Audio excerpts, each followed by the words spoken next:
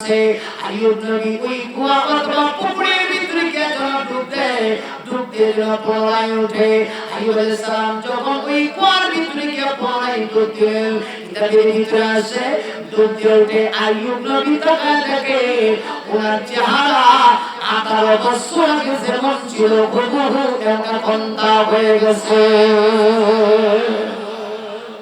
18 বছর আগে তিনি যেমন সুস্থ ছিলেন, সুস্থ সবল একটা দেহের অধিকারী ছিলেন, আল্লাহ তাকে ওই রকম করে দিয়েছে। মনে রাখবেন, প্রত্যেক যুগে আল্লাহ যে যুগে যে নবীকে আল্লাহ পাঠান, এই নবী হন সবচেয়ে সুন্দর। নবীর চেয়ে সুন্দর ওই যুগে আর কেউ থাকে না। পয়গম্বররা সুন্দর হয় তা না, পয়গম্বররা আখলাকের দিকে সবচেয়ে সুন্দর হয়, চরিত্রের দিক থেকে সবচেয়ে সুন্দর হয়, বংশের দিক থেকে সবচেয়ে সুন্দর হয়। আইয়ুব আলাইহিস সালাতু ওয়াস সালাম তিনি আগের মতো হয়ে গেলেন। তখন তিনি বলেন, আল্লাহ আপনি কি না পারেন আমার উপরে কি পরিমাণ পরীক্ষা দিয়েছে। আল্লাহ আমি যে ধৈর্য ধরতে পারছি এইজন্য আমি শুকরিয়া আদায় করি। আমার ভাইরা তাহলে বলুন, আপনি আমি সত্যি অসুস্থ হই না কেন, আইয়ুব নবীর মতো কি আল্লাহ কাউকে অসুস্থ বানাইছেন? না। এরপরেও সামান্য মাঝে মধ্যে আমাদেরকে একটু অসুস্থতা মাঝে মধ্যে আমাদেরকে গ্রাস করে, অসুস্থতা আমাদেরকে স্পর্শ করে, কিন্তু আমরা তখন আল্লাহকে ভুলে যাই। অসুস্থতার মধ্যে পড়েও আল্লাহকে গালি দেই। আল্লাহ হাসরের মাঠে ওই লোকটাকে ডাক দিব যে লোকটার দুনিয়াতে 60 বছরের হায়াত ছিল, মাঝে মধ্যে একটু অসুস্থ হইতো। আল্লাহ ডাক দিয়ে বলবো, কেউ এদিকে আসো, আমি যে তোমাকে হায়াত দিয়েছিলাম কেমন ভাবে সময়টা কাটাইছো? আল্লাহ দুনিয়াতে সময় পাইছি না কেন? আল্লাহ দুনিয়াতে তো আমি অসুস্থতার মধ্যে এক সপ্তাহ ছিলাম, 3 দিন অসুস্থ, 3 দিন সুস্থ, 1 দিন মেডিকেলে যাইতাম আসতাম। আল্লাহ আপনাকে স্মরণ করতে পারি।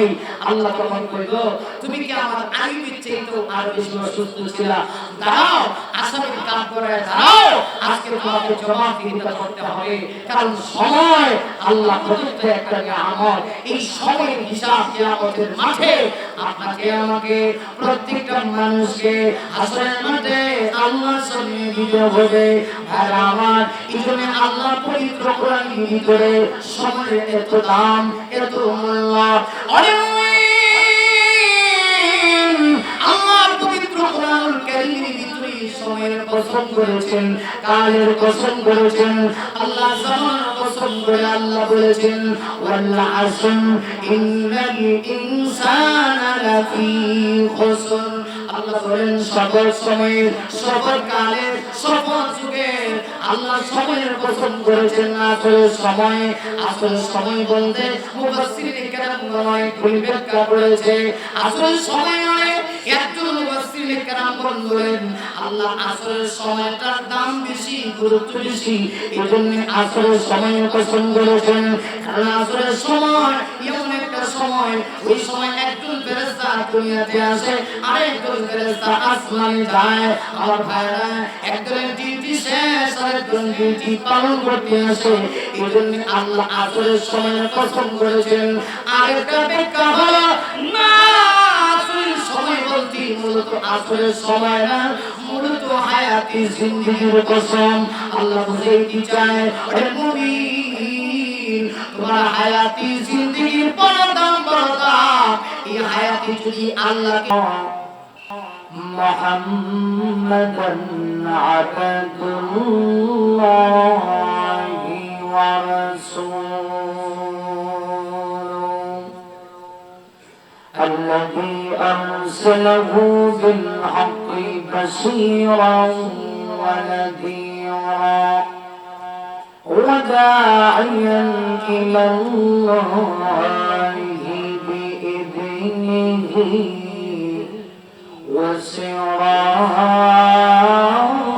وسراجا منيرا.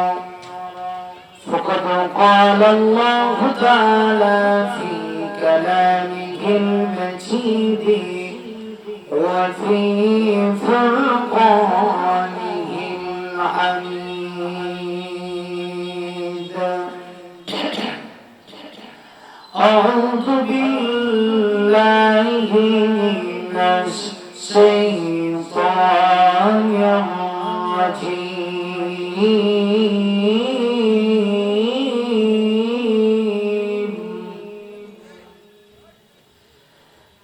بسم الله الرحمن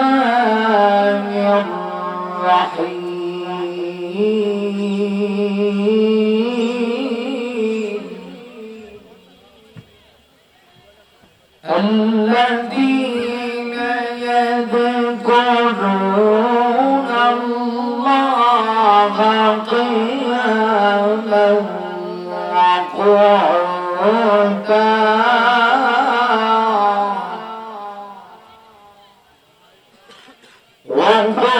وقعودا وعلى جنوبهم ويتفكرون في خلق السماوات والأرض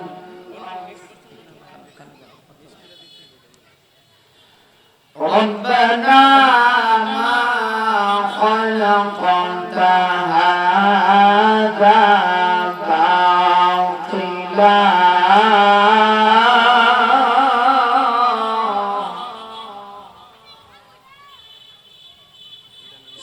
سبحانك فقنا عذاب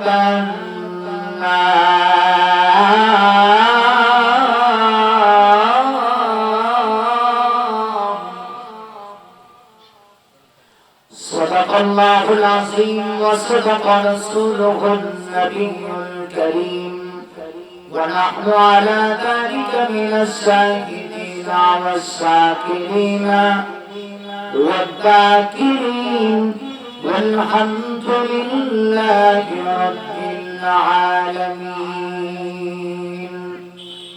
قال النبي صلى الله عليه وسلم الكيس من بان نفسه وعمل لما بعد الموت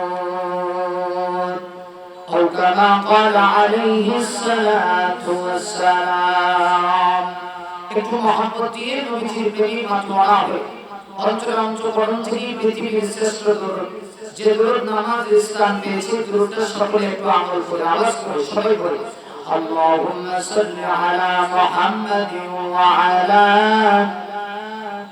সবাই বলি كما صليت على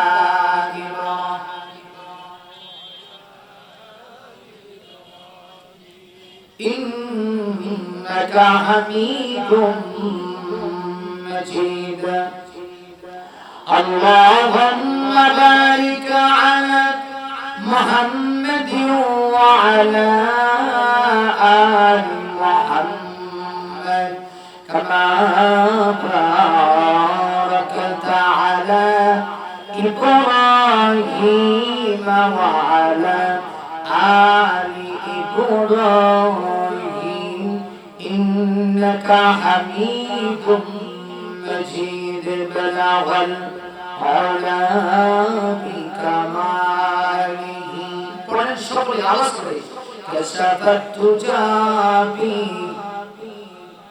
ما شاء الله আওয়াজ করে حسنت جميع صلوا عليه मेरे दिल तड़प रहा है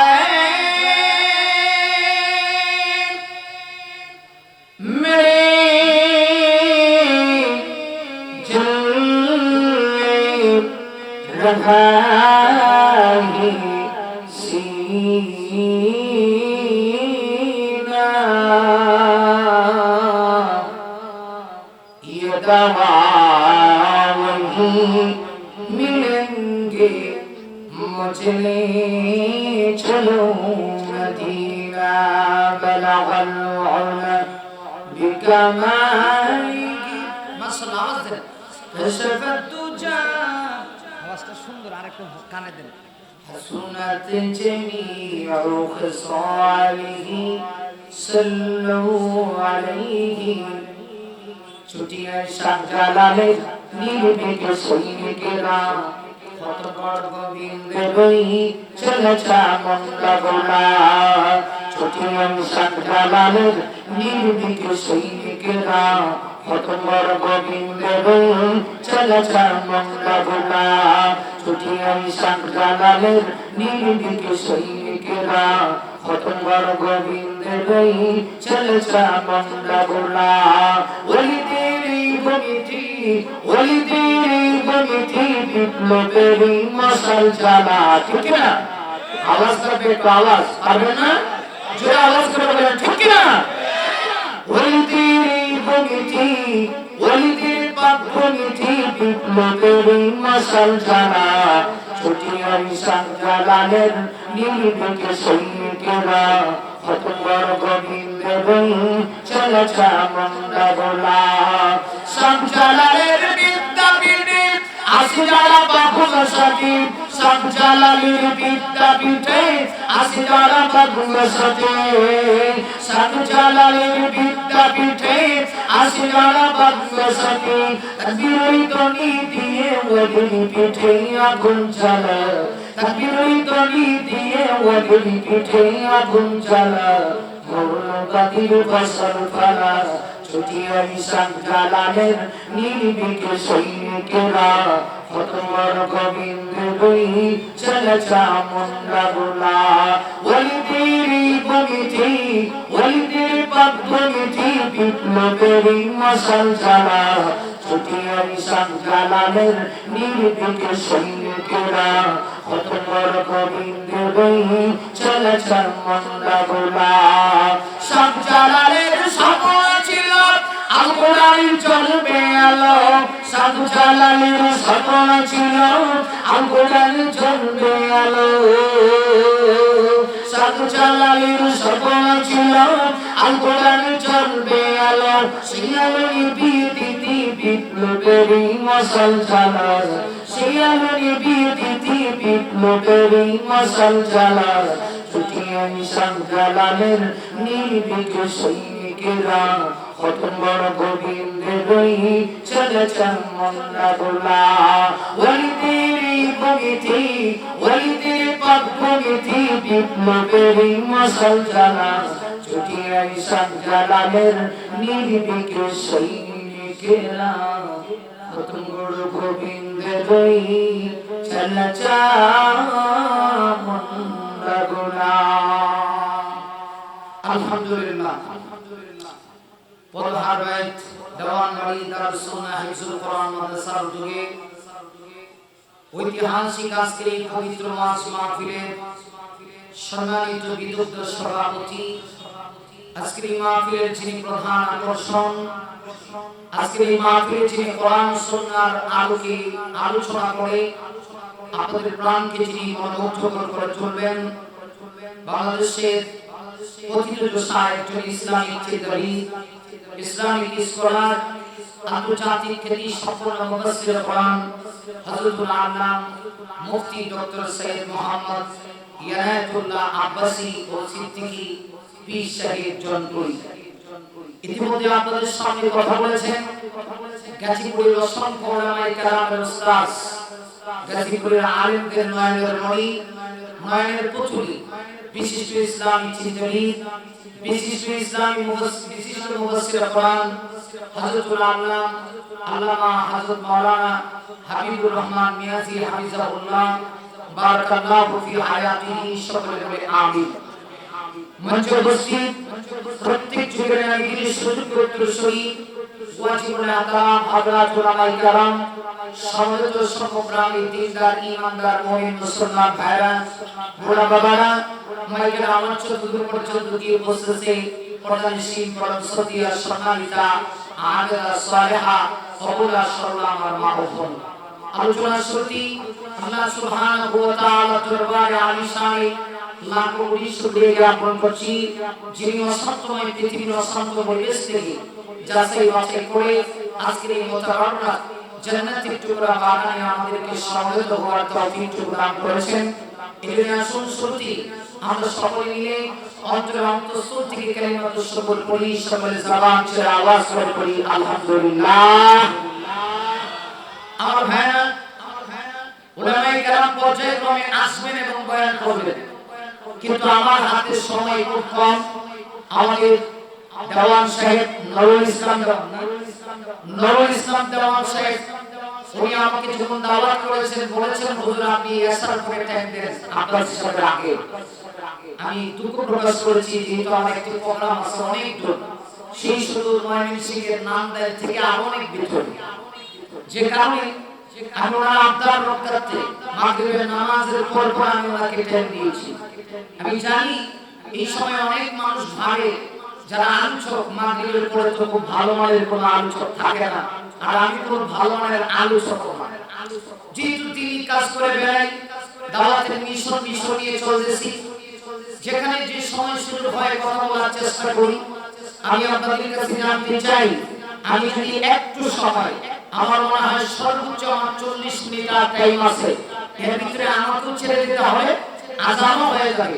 এই অল্প সময়ের ভিতরে আমি যদি আপনাদেরকে নিয়ে কিছু কথা বলি, আপনাদেরকে যদি একটু মনে করি মাঝে মধ্যে একটু হানা বলতে হয় সুবহানাল্লাহ আলহামদুলিল্লাহ, পারবেন তো? সকলে আওয়াজ করে জবান খুলব। 8 জন ছেলে মেয়ে হেরারে বিয়া শাদী দিয়ে নাতি নাত করে মিললে মোট হইছে 42 জন। আল্লাহ এই আত্মীয় স্বজন পরিবার পরিজন আর সম্পদ দেখাশোনার দায়িত্ব পালন করে করে আমি আমার হায়াতের জিন্দেগি শেষ করে দিয়েছি। আল্লাহ করবে এত সোজা। আমি তোমাকে এই কারণে হায়াত দিয়েছিলাম যে 40-70টা বছর তুমি এইভাবে কাটাবে। আল্লাহ সময় পায়নি। আল্লাহ তখন ডাক দিয়ে কইল তুমি কি আমার নবী আমার পয়গম্বর সুলাইমানের চাইতেও আরো বেশি ব্যস্ত ছিলা? সুবহানাল্লাহ। আপনারা কি নাম শুনছেন? সুলাইমান নবীর নাম শুনছেন? আল্লাহু আকবার। তিনি কি শুধু নবী ছিলেন না বাদশা? বাদশাও কি এমন বাদশা গোটা পৃথিবীর 4 জন শাসন করেছে। এর ভিতরে 2 জন হলো মুসলমান, 2 জন হলো কাফের। মুসলমানদের ভিতরে একজন ছিলেন বাদশা নামদার সুলাইমান আলাইহিস সালাতু ওয়াস সালাম। একদিকে বাদশা আর একদিকে নবী। সুবহানাল্লাহ। একদিকে বাদশা আর একদিকে নবী। বাদশাও কি এমন বাদশা সুলাইমানের আঙ্গুলের ইশারায় तमाम পৃথিবী পরিচালিত হয়। সুবহানাল্লাহ। এমন বাদশা এখনকার যুগে আশা করা যায়? কথা বলেন না জি। আমাদের অবস্থা কি? 16 বছর যারা ক্ষমতায় ছিল, যারা পাওয়ানি খাড়াইছে, আজকে দেখা যায় কুকুরের দাম আছে, হেরার দাম নেই। কথা বলেন না কেন? এটাই তো বাস্তব কথা। আমি কারো পক্ষে বিপক্ষে বলছি না, উদাহরণ স্বরূপ বলছি। দেখা যায় আমার দেশের অবস্থা এরকম, একদল ক্ষমতায় থাকে, আরেকদল তার বিরুদ্ধে আন্দোলন করে, যে নামে তার আর কোনো দাম থাকে না। ওই বাদশার দাম থাকবে দূরের কথা, কোনো ইজ্জত থাকে না। কিন্তু পয়গম্বর সুলাইমানকে আল্লাহ এমন বাদশাহী দিয়েছে যিনি সারা পৃথিবী আঙ্গুলের ইশারায় পরিচালনা করছে। সুবহানাল্লাহ। না পয়গম্বর সুলাইমান এমন বাদশা ছিলেন পৃথিবীর ইতিহাসে, এমন আর বাদশা আসবে না। আমার ভাইরা যিনি রাষ্ট্র পরিচালনা করার জন্য 3 দল বাহিনী ছিল। আমার ভাইরা আমার দেশ যিনি চালায়, রাষ্ট্রের প্রধান দায়িত্বে যিনি আছে, তিনি রাষ্ট্র পরিচালনা করবেন। কিছু বাহিনী আছে, যেমন আর্মি আছে, বিডিআর আছে, পুলিশ আছে। পয়গম্বর সুলাইমান সারা পৃথিবীর বাদশা ছিলেন, তিনি রাষ্ট্র পরিচালনা করার জন্য 3টা বাহিনী নির্বাচিত করেছেন। আমার ভাই কথা না, আমার কথা না, আল্লাহ কোরআনের ভিতরে বলেন ওয়াহশিরা লিসুলাইমান জুনুদুহু মিনাল জিন্নি ওয়াল ইনসি ওয়াত তায়র ফাহুম ইউসাউন।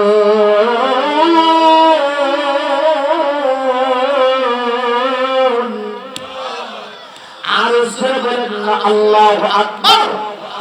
পয়গম্বর সুলাইমান রাষ্ট্র পরিচালনা করার জন্য 3 বাহিনী ছিল। কয় বাহিনী? প্রথম বাহিনী ছিল মিনাল জিন, জিনদের ভিতর থেকে একদল। সুলাইমান পয়গম্বরকে আল্লাহ এত সম্মান দিয়েছে, রাষ্ট্র পরিচালনা করে 3 বাহিনী দিয়া। প্রথম বাহিনীর নাম ছিল জিন, জিনদের ভিতর থেকে একদল। 2 নাম্বার ওয়াল ইনসি মানুষের ভিতর থেকে একদল, 3 নাম্বার হলো ওয়াত্তয়ুর পাখিদের ভিতর থেকে একদল। পয়গম্বর সুলাইমান তিনি শুধু জিন জাতির ভাষা বুঝতেন তা না, তিনি শুধু মানব জাতির ভাষা বুঝতেন তা না, বরং তিনি সৃষ্টি জগতের প্রত্যেকটা প্রাণীর ভাষা বুঝতেন। এবার চিন্তা করে দেখুন পয়গম্বর সুলাইমান কেমন বাদশা ছিল, কেমন ছিল তার ক্ষমতা।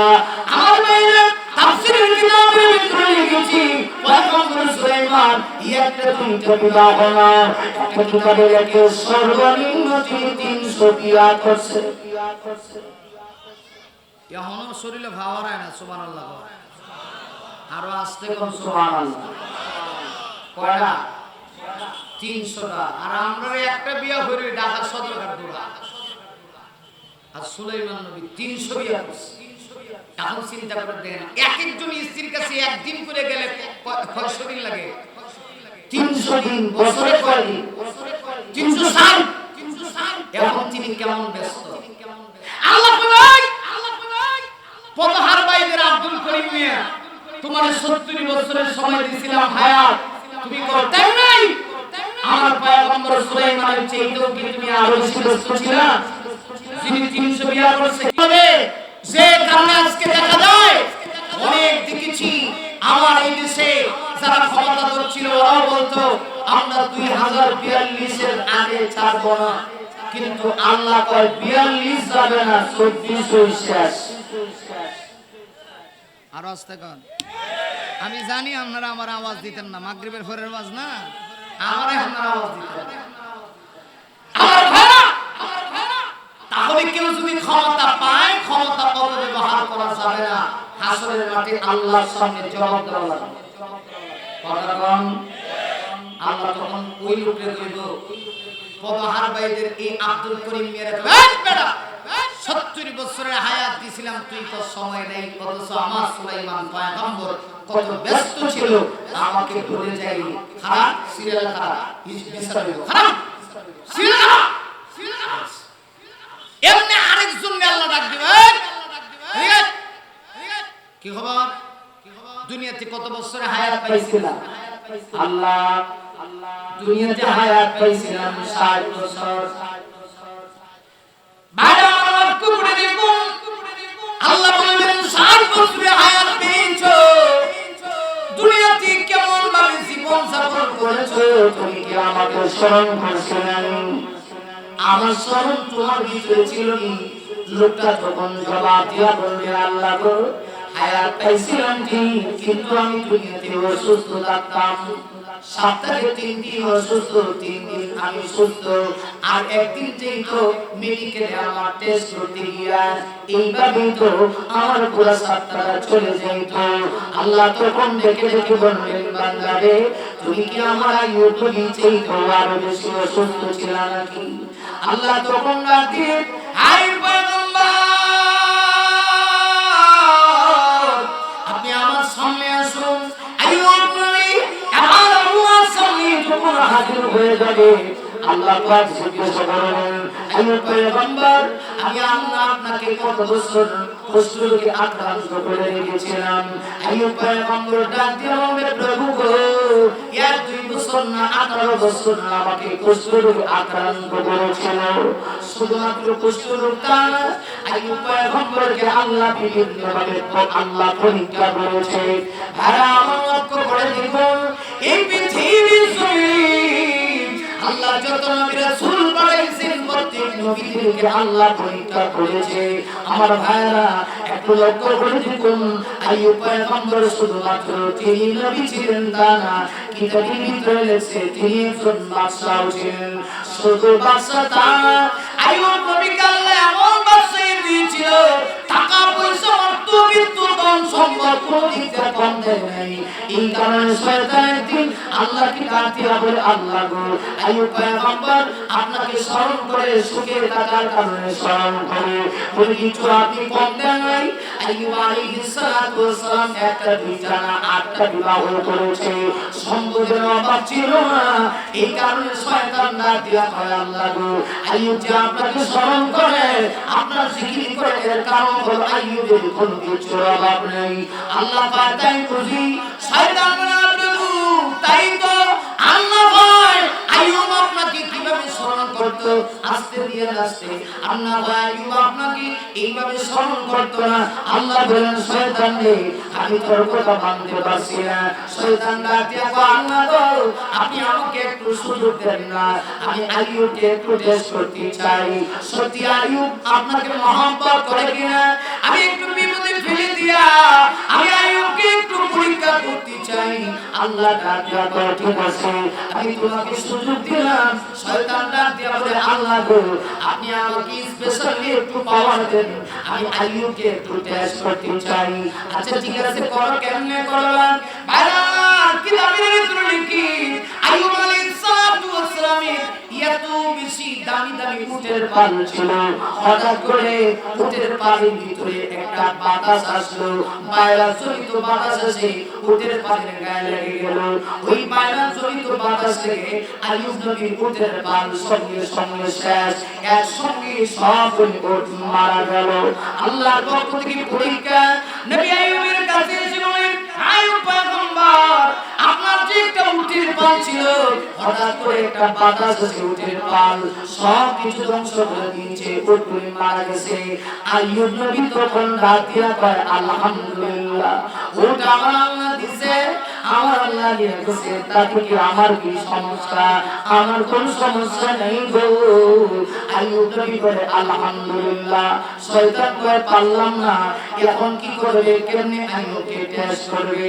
শয়তান প্রণয় করছে কি জানেন ভাইরা, আইয়ুব নবীর বেড়ার পাল ছিল, বেড়া এখন দেখবেন মক্কা গেলে দেখবেন বেড়া সে বেড়া বড় দামি জিনিস, এক একটা বেড়া দাম 3 লাখ 4 লাখ 5 লাখ 8 লাখ 10 লাখ। হঠাৎ করে ওই বেড়ার পালের গায়ে বাতাস লেগে গেল, বাতাস লেগে বেড়াগুলি একসঙ্গে মারা গেল। আইয়ুব নবীর কাছে খবর চলে আসে পয়গম্বর আইয়ুব আপনার যে বেড়ার পাল ছিল সবগুলি বেড়া বাতাস লেগে ভাইরাসের বাতাস লেগে একসঙ্গে মারা গেছে। আইয়ুব নবী তখন ডাক দিয়া বলে আলহামদুলিল্লাহ। শয়তান কয় এখন দিয়ে আমি পারি না, আমি ব্যর্থ, এখন কি করা? আইয়ুব আলাইহিস সালাতু ওয়াস সালাম যে এলাকায় বসবাস করতেন এই এলাকায় কৃষি উৎপন্ন হইতো বেশি, এমনকি প্রত্যেকটা মানুষ ছিল কৃষিবিদ। হঠাৎ করে ধানের ক্ষেতের ভিতরে দেখা গেছে পোকামাকড় ঢুকে গেল, পোকামাকড় ঢুকে সমস্ত ধানগুলি চলে পড়ে সরকার হয়ে গেল। আইয়ুব নবীর কাছে এসে ডাক দিয়া কয় আইয়ুব রে এলাকার যত ধান ছিল পোকা ঢুকে সব শেষ হয়ে গেছে। আইয়ুব নবী ডাক দিয়া কয় এলাকাবাসী তোমরা টেনশন করো না, খাদ্য ভান্ডারে যে পরিমাণ খাবার আছে 300 বছর তোমরা খাইতে পারবে।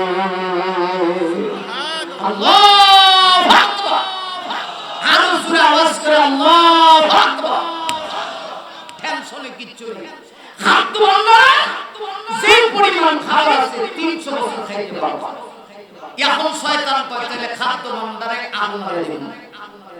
ওই জিনি কারবা ইবলিস তো ইবলিস এর ভালো লাগে না, শয়তান আপনার এলাকাতে আছে, মাথা লাগবো কিছু কয় না, হাও কয় না, নাও কয় না, আসেনি আপনার এলাকা। মাগরিবের পরে ওয়াজ না, আপনারা আওয়াজ দিতেন না তো, আর আমারও শুনলে সেট উত্তর। শয়তান আছে, মাগর শয়তানকে আমরা চোখে দেখি না, ঠিক কি না? আর জোরে কোন ঠিক কি না? আমার নবীজি শয়তানকে দেখতে নিতে ছিল নবুয়তের চোখ, পয়গম্বরের চোখ, আর আপনার আমার চোখ এক সমান না, এক সমান পাওয়ার না। এখন শয়তান কয় আইয়ুব রে কেমনে আইয়ুবকে আল্লাহ থেকে গাফিল করা যায়, আইয়ুব যেন অকৃতজ্ঞ হয়, তবেই আমি সাকসেস।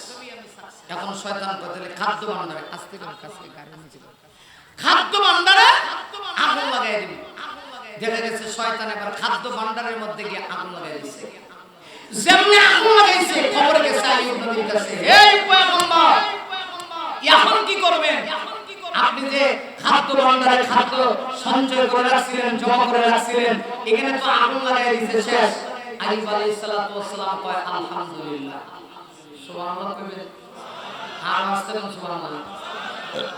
আর আমরা এমন মুসলমান মার্কেটে যদি একটা দোকানে আগুন লেগে যায় তখন কয় ও আল্লাহ গো ও আল্লাহ শেষ আমার গেট করে দিছো আল্লাহ বিপদ বুঝি তুমি আমারই দিলা আর পাশের বাড়ির এই লোকটারে কত ধন সম্পদ দিলা আল্লাহ তার একটার উপরে একটা মার্কেট হয় আর আমার একটাই দোকান এটাও আগুন লেগে গেল আল্লাহ তুমি বুঝি আমার দিকে চাও না আরে কপাল পুরো আল্লাহ যদি না চায় তুই পৃথিবীতে এক সেকেন্ড থাকতে পারবি না ঠিক কিনা জোরে আওয়াজ করে বলেন তুই বড়ই খারাপ আল্লাহর দেওয়া নিয়ামত খাইয়া তুই আল্লাহর নাফরমানি করিস এই হাইহুতাস পুরুষদের চাইতে মহিলাদের ভিতরে একটু বেশি আমার মা বোনদের ভিতরে হাইহুতাস একটু বেশি কিন্তু হারাইলে সন্তান যদি একটা আল্লাহ দিয়া নিয়ে যায় তাহলে দেখবেন রাগ করে আল্লাহর পর্যন্ত গালি দেয় দেখে দেয় না আর আইয়ুব আলাইহিস সালাতু ওয়াস সালাম বলেন আলহামদুলিল্লাহ আইয়ুব নবী ডাক দিলেন প্রভু গো আমার এলাকার ভিতরে কৃষির মধ্যে পোকা ঢুকি সব ধান শেষ হয়ে গেছে খাদ্য ভান্ডারে খাবার ছিল আল্লাহ শেষ হয়ে গেছে আমার কোনো তাতে দুঃখ নেই কারণ রিজিকের মালিক তুমি আল্লাহ এখন আল্লাহ আরো পরীক্ষা করতে চায় শেষ পর্যন্ত দেখা গেল আইয়ুব নবী দেখে ভিতরে কুষ্ঠ রোগ আক্রান্ত করেছে এমন ভাবে আক্রান্ত করেছে আরে মানুষ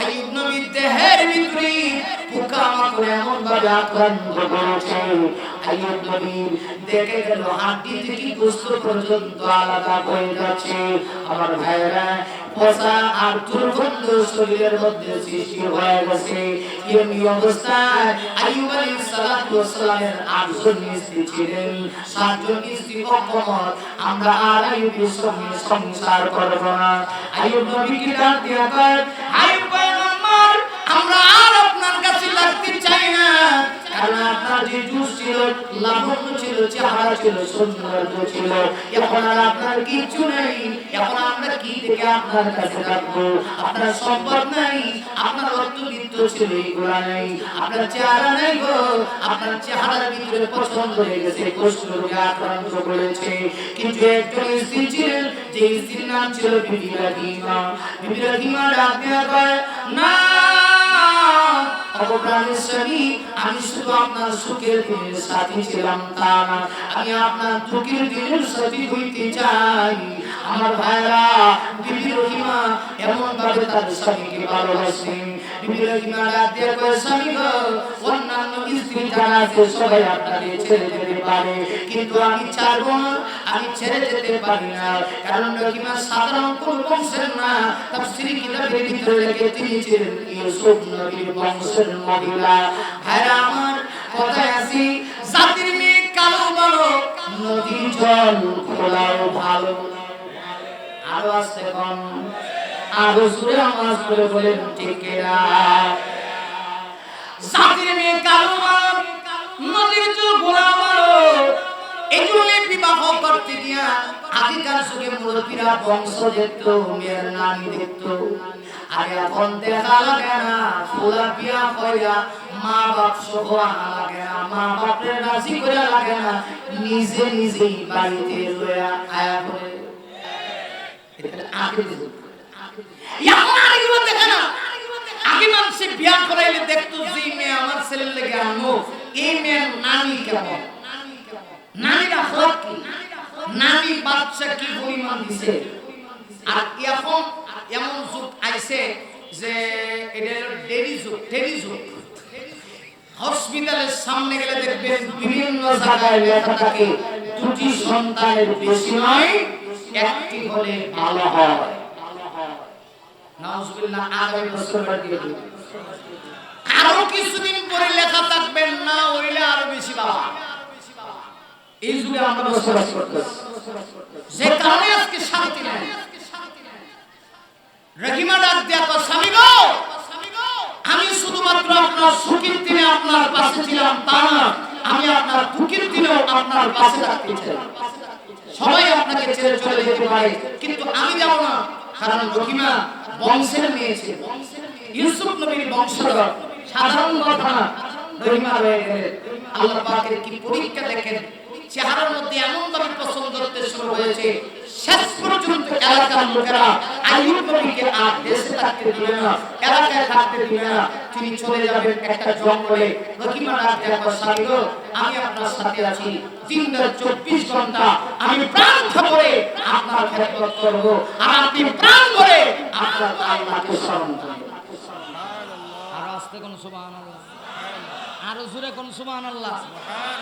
আর আমাদের দেশের অবস্থা দৃষ্টি মনে হয় এখন এমন যুগ আইছে, স্বামীর খেদমত স্ত্রী করন লাগে না, স্ত্রীর খেদমত করে তো বউটি মেয়েরা হন না। আপনাদের এলাকার কথা বলছি।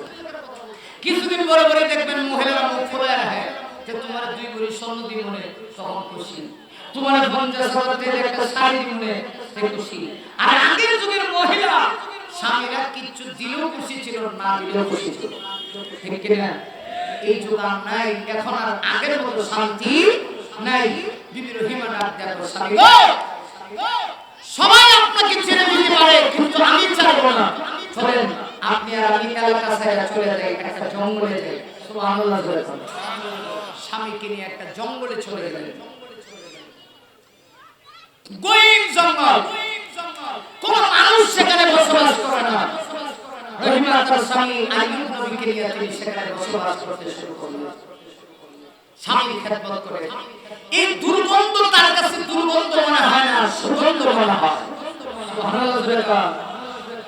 আর আমাদের দেশে দেখবেন স্বামী বুড়ো হয়ে গেলে না, সন্তান তো দাম দেয় না, এমনকি বউ দাম দেয় না, তখন বউ বাজাবো মসজিদে, জোয়ানকালে মসজিদে পাঠাইছে, মানে বুড়া কালে পাওয়া না, তখন টাকায় বাজাবো মসজিদে। কথা কোন ঠিক কিনা? এই হলো আমাদের সমাজের অবস্থা। বারবার বিবি রহিমা গহীন জঙ্গলের ভিতরে চলে গেলেন স্বামীকে নিয়ে। আইয়ুব নবীকে নিয়ে জঙ্গলের ভিতরে চলে গেলেন, স্বামীর খেদমত করেন। আর স্বামী আল্লাহকে প্রাণটা ভরে মনটা ভরে ডাকে, কিন্তু চেহারার অবস্থা এমন পোড়াতে ওটা পচে গেছে।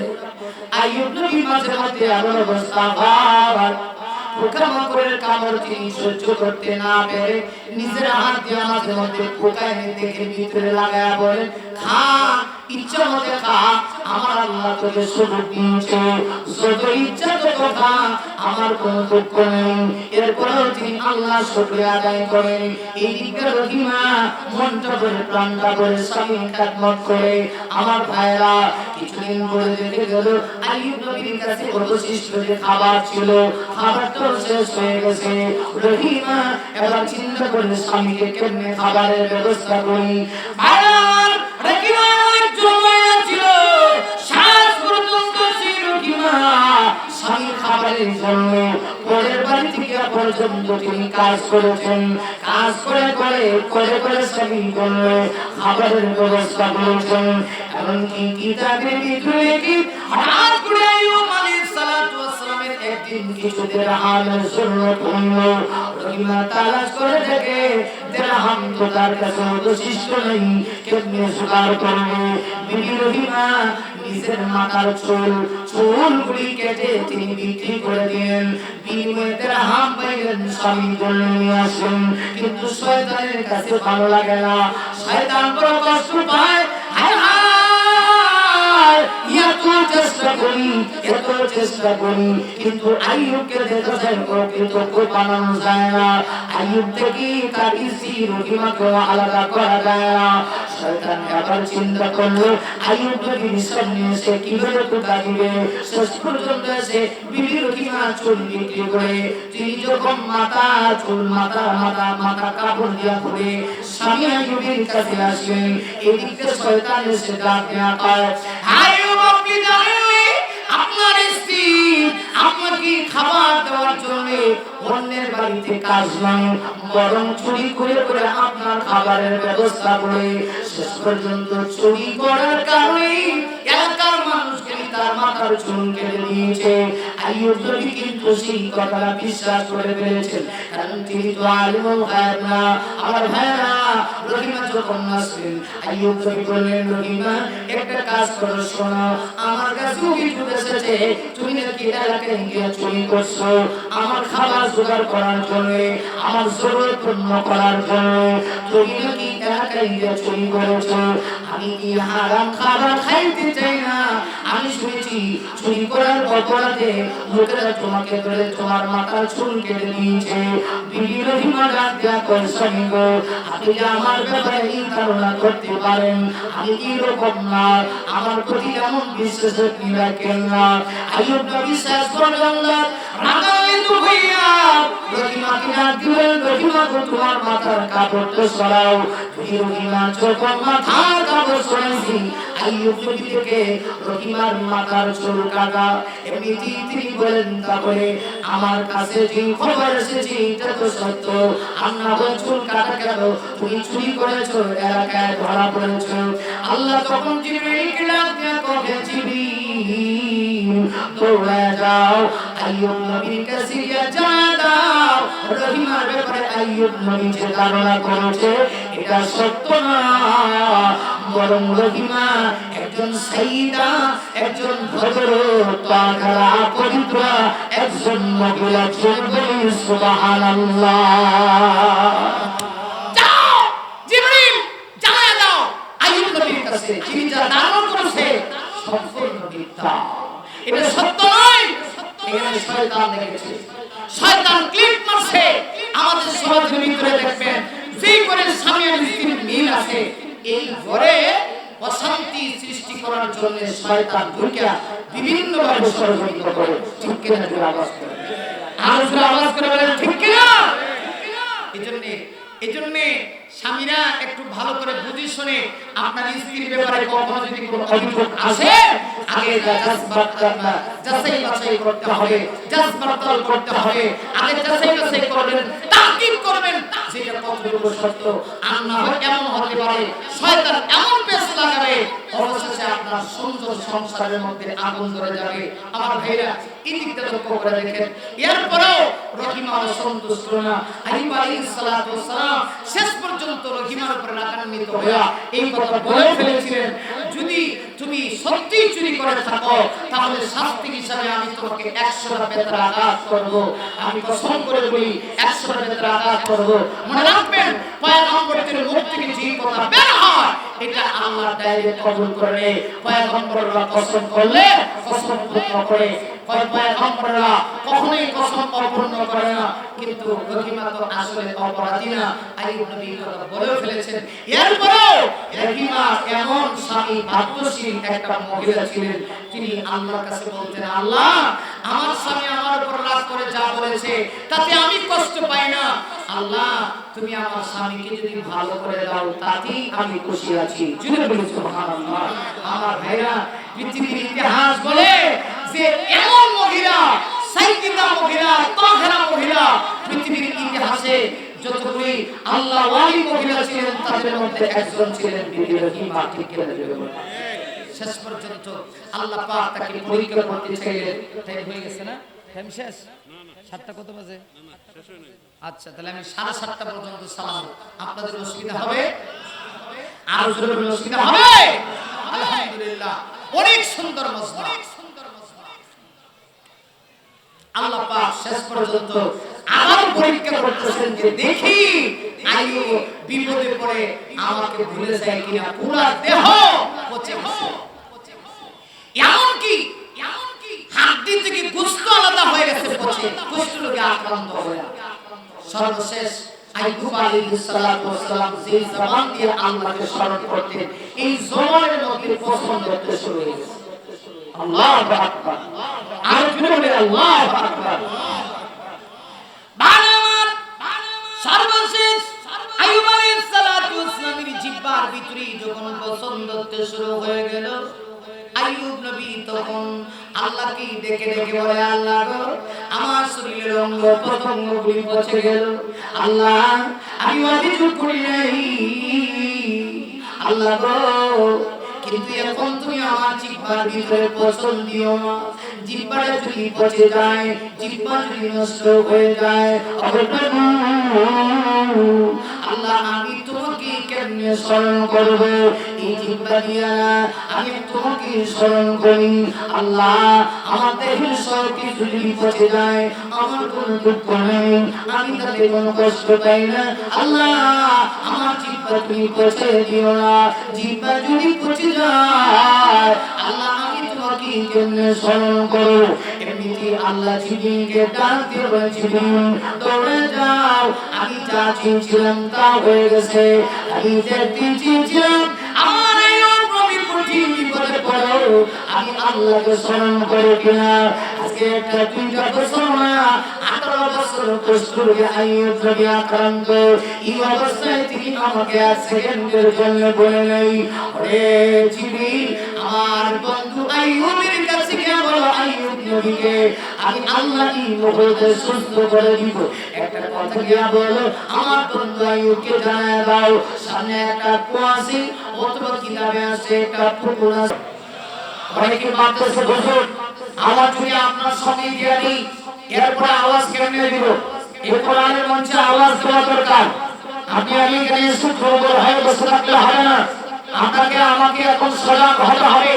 কারণ আজ মুসলমানের চতুর্দিকে আমরা দেখতে পাচ্ছি একের পর এক ইসলাম বিদ্বেষী আমার বামগুলি, বেঈমান নাস্তিকগুলি আজকে মুসলমানকে ছিন্ন করার জন্য জাতীয় এবং আন্তর্জাতিক ষড়যন্ত্র করছে। ঠিক কিনা করে বলেন? ঠিক সেই মুহূর্তে আমরা যদি আওয়াজ না দিই, মুসলমানের আওয়াজ যদি স্তব্ধ হয়ে যায়, বাতিলের সজাগ হয়ে যাবে। আমি আপনাদের কাছে জানতে চাই, আমরা কি এখানে চাইলেই আসতে পারতাম না আল্লাহ এনেছেন? একটু আওয়াজ করে বলেন, সকলে জবানটা করে বলেন, আমরা কি চাইলেই আসতে পারতাম না আল্লাহ এনেছেন? যেহেতু আল্লাহ আমাদেরকে এনেছেন, এজন্য আসুন আমরা সকলে মিলে আল্লাহর দরবারে আল্লাহ পাকের শিখানো ভাষায় আবার পড়ে নিচ্ছি আলহামদুলিল্লাহ। আমি আপনাদের সামনে সংক্ষেপে কিছু কথা বলার জন্য পবিত্র কোরআন শরীফের সূরা আলে ইমরান থেকে একটা আয়াত কারীমা তেলাওয়াত করেছি। আল্লাহ পাক সেই আয়াতের ভিতরে প্রকৃত বুদ্ধিজীবী কারা, প্রকৃত জ্ঞানী কারা, তাদের পরিচয় আল্লাহ তুলে ধরেছেন। আমরা আজকে কোরআন থেকে জানবো কারা বুদ্ধিজীবী। যদিও আমাদের দেশে অনেক সময় আমরা দেখি বুদ্ধিজীবী যারা আছে এদেরকে সচরাচর রাস্তাঘাটে পাওয়া যায় না, এবারে পাওয়া যায় টেলিভিশনের পর্দার ভিতরে। আমরা ঠিক কইলো ঠিক, না কইলো ঠিক, জোরে কোন ঠিক কিনা? কই পাওয়া যায়? টেলিভিশনের পর্দার ভিতরে। এরা আবার সব জায়গায় বের হয় না, সব জায়গায় বিচরণ করে না। হয় টেলিভিশনের পর্দার ভিতরে, আর না হলে দেখবেন আন্তর্জাতিক ভাবে এরা দেশে মুক্তি পেয়েছে না, দেশের বাইরে গিয়ে মুক্তি পেয়েছে। কথা বল না কেন? বুদ্ধি তাদের এত বেশি যে বুদ্ধি বেচতে বেচতে দেখা যায় অবশেষে মাথায় চুল নাই, মিস্টার টাক। আওয়াজটা কর, আওয়াজটা কর, আস্তে করে জোরে কোন খাবার মারাত্মক রূপ দেখা যায়। চলে আমি আস্তে করে অনুরোধ করেছি, বুদ্ধি এত বেশি যে বুদ্ধি বিক্রি করতে করতে মাথায় চুল থাকে না, দেখা যায় টাক, মিস্টার টাকলা। ঠিক না? আমাদের সমাজে তাদেরকে বলা হয় বুদ্ধিজীবী। আর আল্লাহ আমার আয়াতের ভিতরে বুদ্ধিজীবী কারা, প্রকৃত জ্ঞানবান কারা, আল্লাহ তাদের একটা পরিচয় দিয়েছেন। আসুন তাহলে আয়াতে ঢুকি আল্লাহ কি বলেন? الذين يذكرون الله قياما وقعودا وعلى جنوبهم ويتفكرون في خلق السماوات والأرض ربنا ما خلقت هذا باطلا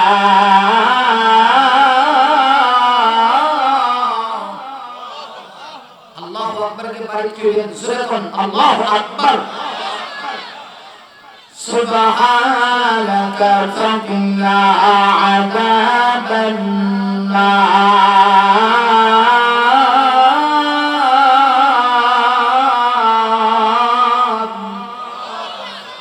আল্লাহ পাক আমার এই আয়াতের ভিতরে প্রকৃত উলিল আলবাব কারা, জ্ঞানবান কারা পরিচয় দিতে আল্লাহ বলেন আল্লাযীনা ইয়াযকুরুনাল্লাহ। খুব ভালো করে বুঝবেন আল্লাহ রাব্বুল আলামিন যারা আল্লাহকে স্মরণ করি, মানুষের তিনটা হালত, তিনটা অবস্থা। হে নবী, গোটা পৃথিবীতে যত মানুষ আছে সব মানুষ তিন হালতের বাইরে না।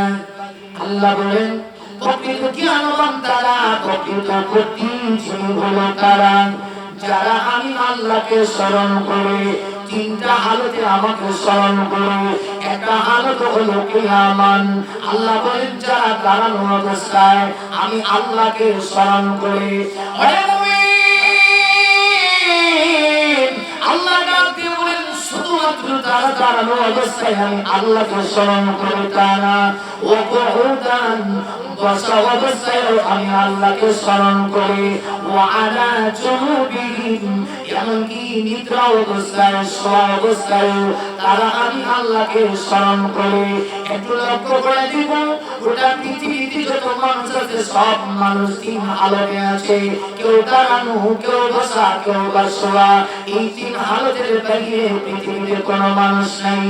না এই তিন হালতের বাইরে পৃথিবীতে কোনো মানুষ নাই। আল্লাহ ডাক দিয়ে বলে পৃথিবীর মানুষেরা শোনো, এই তিনটা হালতে যারা আমাকে স্মরণ করে, অর্থাৎ জীবনের সর্বক্ষেত্রে যারা আমাকে স্মরণ রাখে। এমনকি আল্লাহ বলেন ওয়ায়াতাফাক্কারুনা ফী খালকিস সামাওয়াতি ওয়াল আরদ, বুদ্ধিজীবী হলো তারা, প্রকৃত জ্ঞানী হলো তারা যারা আমি আল্লাহর সৃষ্টি জগৎ নিয়ে গবেষণা করে। একটা হলো সর্বাবস্থায় যারা আমাকে স্মরণ করি, আমার জিকির করে, দুই নাম্বার আমার সৃষ্টি জগৎ নিয়ে গবেষণা করে। আসমানি দিকে তাকায়া আল্লাহকে নিয়ে গবেষণা করে। আল্লাহকে নিয়ে আপনি যদি ভাবতে শুরু করেন ঈমান ঠিক থাকবে না, কিন্তু আল্লাহর সৃষ্টি জগৎ নিয়ে আপনি আমি যদি চিন্তা ফিকির করি আল্লাহকে চিনতে পারবো। ওরে মনে একটু লক্ষ্য করে দেখো, এই যে বিশাল একটা মাহফিলের ব্যবস্থা হয়েছে, এত বড় মাহফিল, এই মাহফিলের আয়োজন করতে গিয়ে আপনাকে আমাকে অন্তত এক সপ্তাহ বড় কাজ করা লাগছে। ওরে নবী, এই বিশাল সামিয়ানা টাঙ্গাইতে গিয়া অনেকগুলি পাঁচ দিতে হয়েছে, অনেকগুলি পাঁচ দিয়া এই বিশাল সামিয়ানা আমি দাঁড় করাইছি। কিন্তু আল্লাহ যে আসমান দাঁড় করায় রাখছে, আল্লাহ কিন্তু কোনো ক্ষতি লাগায় নাই। বিনা ক্ষতিতে আমার আল্লাহ একটা দুইটা আসমান না, 7টা আসমান দাঁড় করায় রাখছে। একটু চিন্তা করো, একজন মানুষ যদি আল্লাহর সৃষ্টি জগৎ নিয়ে গবেষণা করতে শুরু করে, আল্লাহকে নিয়ে না, আল্লাহর সৃষ্টি জগৎ নিয়ে গবেষণা না করে তুই আল্লাহকে চিনতে পারবা না।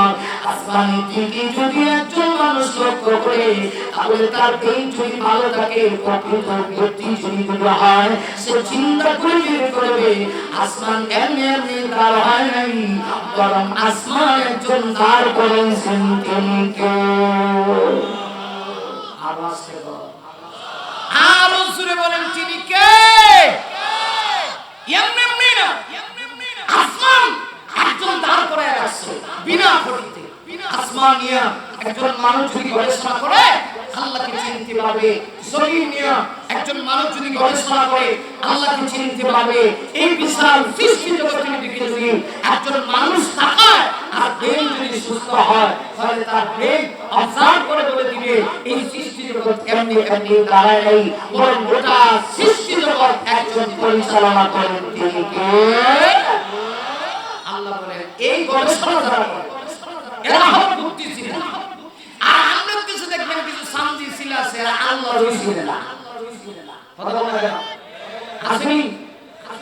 এরা আবার দেখবেন ইংলিশতে লড়াই করে, ইংলিশ ভাষায় এরা বলে দেয়ার ইজ নো গড, আল্লাহ বলতে কিছু নাই। নাউজুবিল্লাহ ভাই কে কইবেন? আরো আস্তে করে নাউজুবিল্লাহ। ভাই এর একটু বাতাস লাগবে, হালকা একটু ছোট পাকা দিয়ে, গলা গামে গেলে তো কণ্ঠ বেশি যাবে, মারাত্মক সমস্যা। আমার ভাইরা, তাহলে বুদ্ধিজীবী হলো তারা, প্রথম কথা হচ্ছে যারা জীবনের সর্বাবস্থায় আল্লাহকে স্মরণ করে, দুই নাম্বার হলো যারা আল্লাহর সৃষ্টি জগৎ নিয়ে গবেষণা করে। সুবহানাল্লাহ। তার সৃষ্টি জগৎ নিয়ে গবেষণা করে কি বলে? রব্বানা মা খালাকতা হাযা বাতিলা। আসমান জমিন নিয়ে গবেষণা করে, সৃষ্টি জগৎ নিয়ে গবেষণা করে আল্লাহকে দেখে দেখে বলে, প্রভু তুমি এমনি এমনি আসমান জমিন সৃষ্টি করো নাই, আল্লাহ সৃষ্টি জগতে যত কিছু তুমি সৃষ্টি করেছো সব কিছু আপনার আমার উপকারের জন্য সৃষ্টি করা হয়েছে, ঠিক কিনা?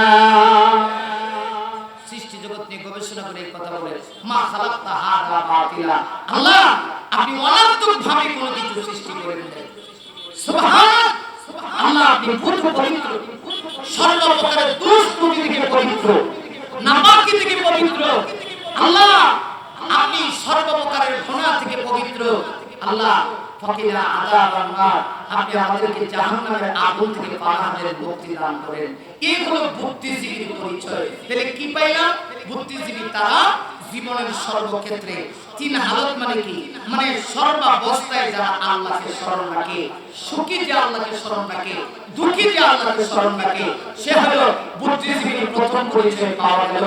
কিন্তু আমাদের অবস্থা হলো আমরা সুখেও আল্লাহকে স্মরণ করি না, দুঃখে যদি আল্লাহকে একটু স্মরণ করি এরপরে আমরা ভুলে যাই। এজন্য কিয়ামতের কঠিন ময়দানে হাদিস শরীফের মধ্যে আছে, আমার ভাইরা, আল্লাহ রাব্বুল আলামিন কিছু মানুষকে ডাকবেন আসরের মাঠে।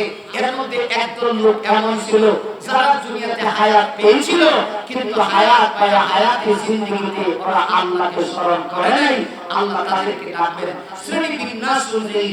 সর্বপ্রথম এমন একটা লোককে আল্লাহ ডাকবেন।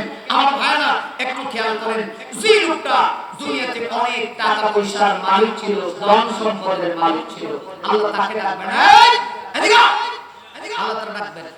মনে করেন আপনাদের এলাকার নাম কি? ফদর হারবাইট।